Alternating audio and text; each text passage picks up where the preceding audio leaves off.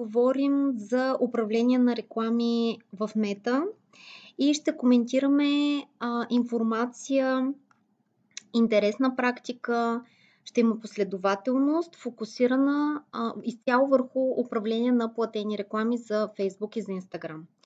Това, което мога да те посъветвам още от сега е да си водиш записки, слушайки тези видеа, да си готов за предизвикателства, упражнения и със сигурност този курс ще ти донесе много интересна информация, която ще може да прилагаш веднага. Информацията тук ще бъде много ясна, проста, сбита, конкретна, без излишно разтягане на локуми. Така че още сега в това видео започвам с нещата такива каквито са и един вид да започваме да влизаме в дебрите на този процес.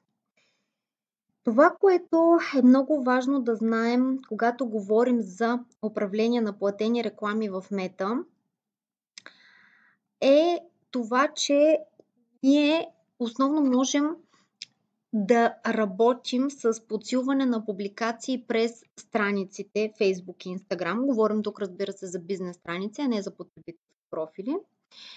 И можем да работим през основната платформа, официалната и всъщност по-подробната платформа за рекламиране на Meta Ads Manager или така наречения рекламен менеджер. Това, което е важно да установим, че изборът не винаги е много лесен.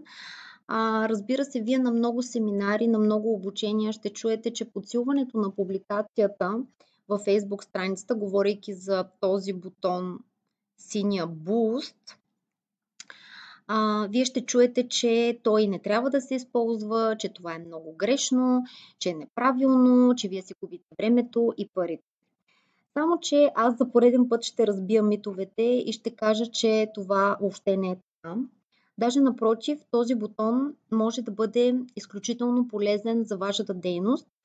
Много зависи типа кампания, типа реклама, настройката, която ще направим, зависи от бюджета, с който вие разполагате.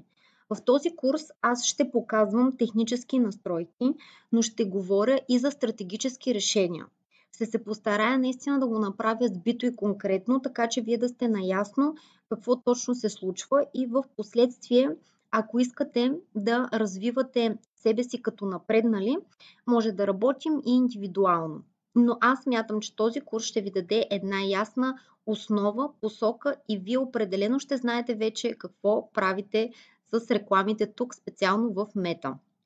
Примерите, които ще разглеждаме, да вмъкна също така, ще бъдат тук през Facebook, през десктоп компютър версията на Facebook. Ще коментираме Facebook и Instagram, но дълбочината ще бъде повече през самите настройки на Meta Facebook. През приложението Instagram в този курс няма да работим, защото там имаме възможност реално само да подсилваме публикации, които са вътре пуснати в самия бизнес профил, а целта на този курс е Facebook и Instagram реклами от нулата. И по-скоро ние ще обърнем внимание на Ads Manager, тази така любопитна платформа, която дава адски много като възможности, анализи, информация. Въобще наистина е много интересно. Така, да се върна отново на темата Boost Post. Ще коментираме Boost Post и ще създаваме реклами през Ads Manager, рекламната платформа. Аз ще ви покажа линка, през който да влизаме и да посещаваме платформата и ви съветвам, ако сте пускали реклами от някъде другаде до момента или тепърва ще започвате да пускате реклами, да използвате само Boost Post и платформата Ads Manager. Нищо друго от това, което Facebook ви надъхва, така казано, да рекламирате, не ви съветвам да използвате платформата Business Suite за пускане на реклами. Тя е предназначена по-скоро за управление на съдържание в Facebook и в Instagram едновременно, както и спомага за това да контролираме там, освен съдържанието и съобщенията, които получаваме в инбокс.